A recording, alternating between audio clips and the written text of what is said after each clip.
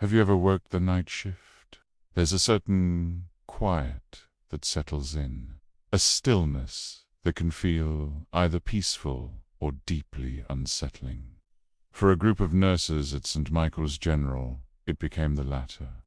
Their hospital had recently closed its old East Wing, a place that had seen generations of patients come and go.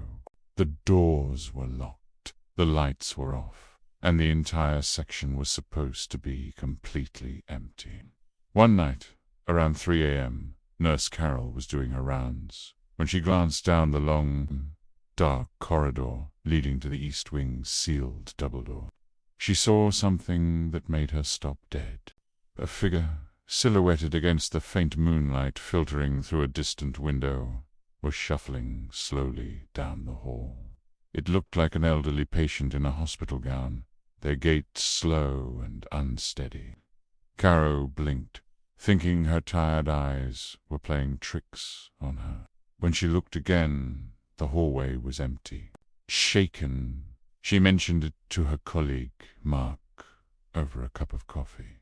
He laughed it off at first. Late-night hallucinations. Caro, we all get them. But the very next night, Mark saw it too. The same shuffling figure, the same patient gown, moving silently in the darkness of the closed wing. This time, he didn't laugh. They decided to report it. Initially, hospital administration was skeptical. An empty wing is an empty wing. But with 2 credible nurses reporting the same thing, they had to check. Maintenance confirmed all the doors to the East Wing were still bolted from the outside. No one could have gotten in or out.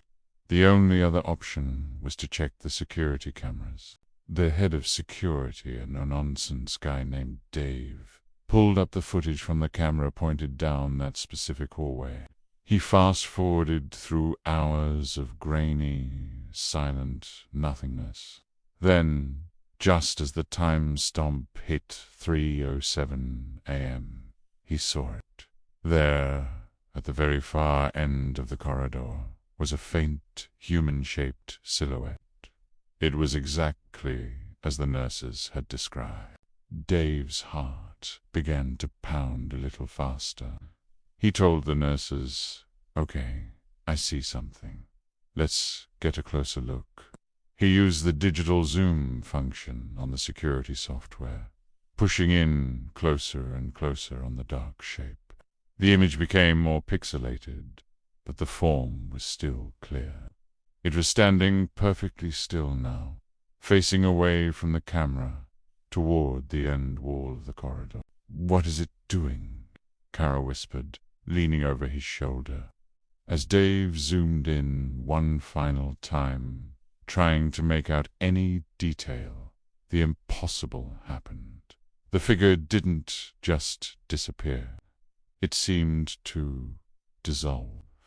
It grew transparent, its edges blurring and thinning out, before it completely faded into the solid brick wall behind it, like smoke dissipating into the air. One moment it was there, a solid-looking shape, and the next there was only the wall.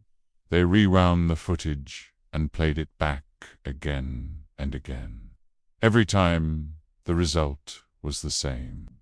The silhouette appeared, stood for a moment, and then vanished into the wall as the camera zoomed. There was no glitch, no trick of the light they could identify. It was just gone. They searched the hospital archives, trying to find a story, any story, that might explain it. They found a file from 50 years prior about a patient named Arthur Miller. He was an elderly man who had spent the last few months of his life in a room at the very end of the East Wing hallway. He was known for his late-night walks, often found wandering the corridors by nurses, confused but gentle.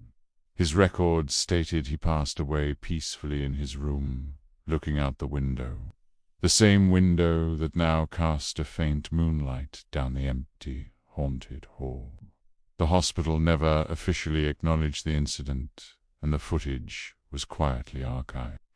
But the night staff knew.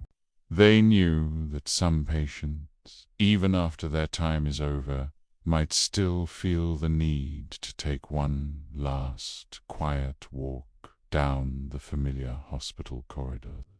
And sometimes, if you're looking at just the right moment, you might just see them. Thanks for watching. If you have your own unexplained stories, share them in the comments below. And don't forget to like and subscribe for more chilling tales. Stay safe out there.